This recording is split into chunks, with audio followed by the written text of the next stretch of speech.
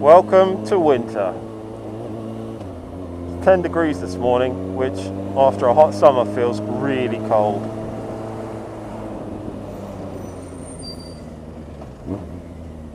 Actually, I don't go right here anymore.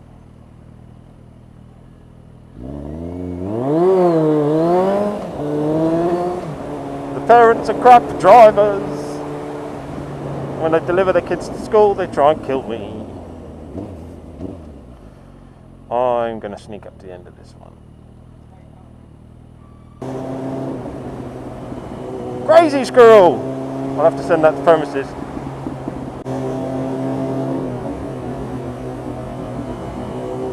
Crazy squirrel! So yeah, 10 degrees today. I almost put the liner back in my jacket, but decided on a jumper instead. This will only be my second winter of riding full time in London because I don't have a car anymore. So I'm not really looking forward to it actually. There's a couple of mods for the winter which I think I'll do, which are some additional running lights either side. I've seen them on the sports, the off-roady types, the GS's and the Triumph Tigers and all that kind of thing, and they look really good. They work really well. And I heard this thing about a triangle of light is easier to gauge the distance of than a single light, something like that. So mod 1 is going to be a couple of them. Basically somewhere where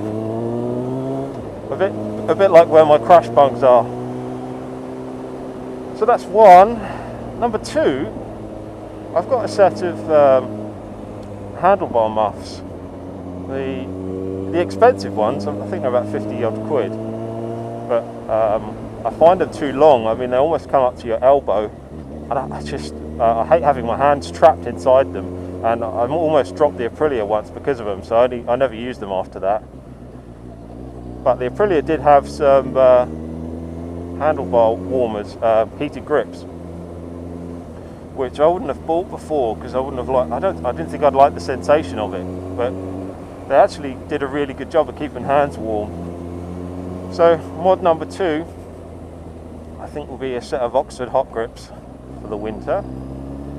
And I've been looking at actually including lights on the front, looking at some additional lights on the rear, but I'm not sure about that. I mean, I've got a solid rucksack. I was thinking maybe I could put some LEDs in that, run it off a battery or something, but I don't know if it's better to have an additional brake light or additional rear lights. But the cycling lights nowadays are ridiculously bright. I mean, obviously you wouldn't want anything flashing on the back of a motorbike because they'd think it's a bicycle, but high-vis is obsolete at night time. I mean, I'm just thinking about the morning run. It's cold, wet, miserable. High-vis, okay, fine, that works great, but high-vis doesn't obviously work after dark unless someone's light catches it,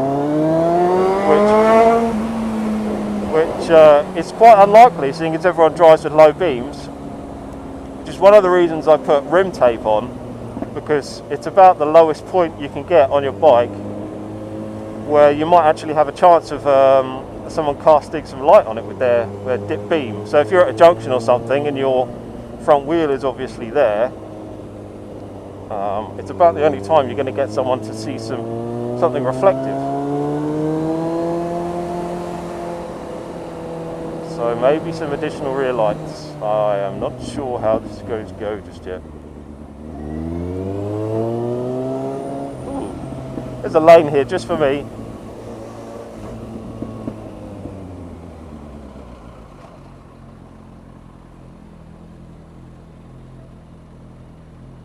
I don't know, I can't think of any other winter mods which are going to be helpful.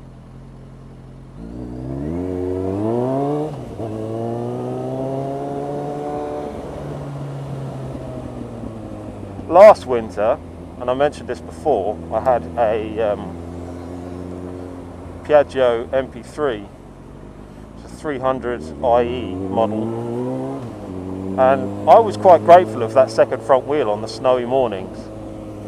They don't de-ice my street, salt it rather, or grit, so I had to poodle up to the main road.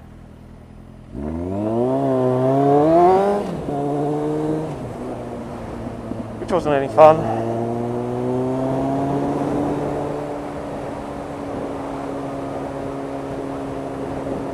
I mean, if you're getting serious about it, maybe you would want to change your tyres. I won't, but maybe some people do. I've got Bridgestone BT 021s or something, which came with the bike. I've heard mixed reviews about them, especially in the wet. I haven't had a problem, but I'm no racer.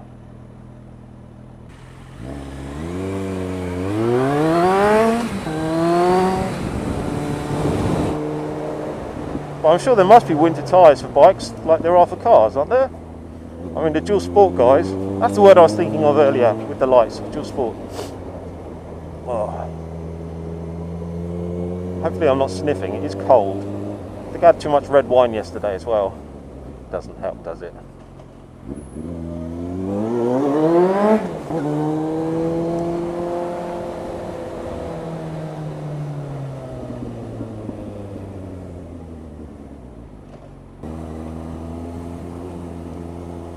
The other winter mod in this is probably going to be, I'm not going to use this helmet. I don't find it very good in the winter. It's great around summer. I mean, you can flip the jaw piece back and have a dual purpose helmet, you know, open face or not, and it looks pretty cool. But it does let a lot of wind in, and for some reason on the cold mornings my eyes water like a bitch if I've got wind in them. And I don't find the demisting very good on this at all, so if the visor's completely locked shut, it mists up a bit, and if it's open a bit, my eyes water, so either way, it's not best for visibility. But I got a load of gear off eBay. I got a set of City boots, black rain ones, a full set of Frank Thomas leathers, but it came with a helmet, which is a Shoei X something 1000. I don't know, it's in black, but it's got one of these like Pinlock double glazing visors. So I might use that. It came with it and it fits. So I was going to sell it because it's almost new, but I'll try it out. It's got some decent vents on the front, and as I say, with that, I understand that those really don't mist up very easily. So that might be a good helmet for the winter, although I do enjoy the visibility because of the size of the visor on this roof.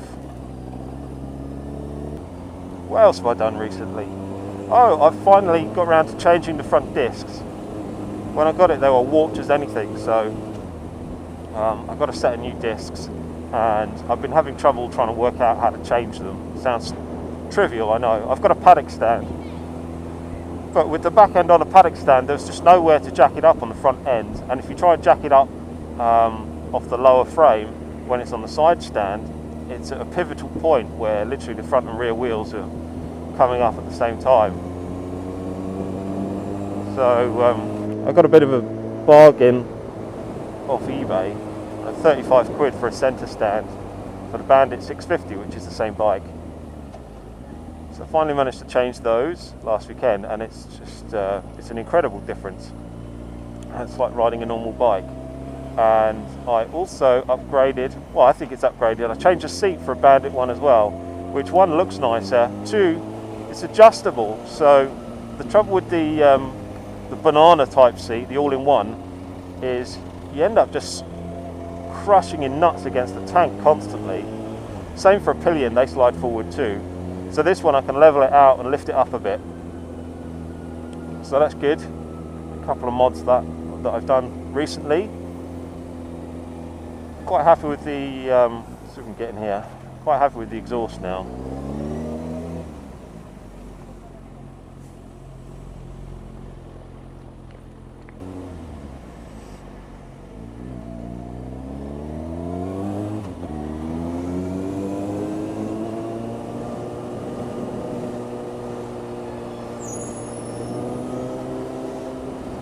a lot of buses.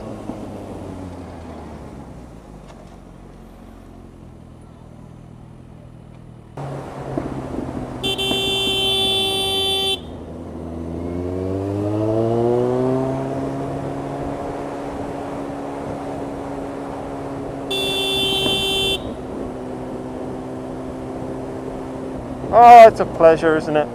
Driving around this city. Wonderful metropolitan city. Oh, look at this twat.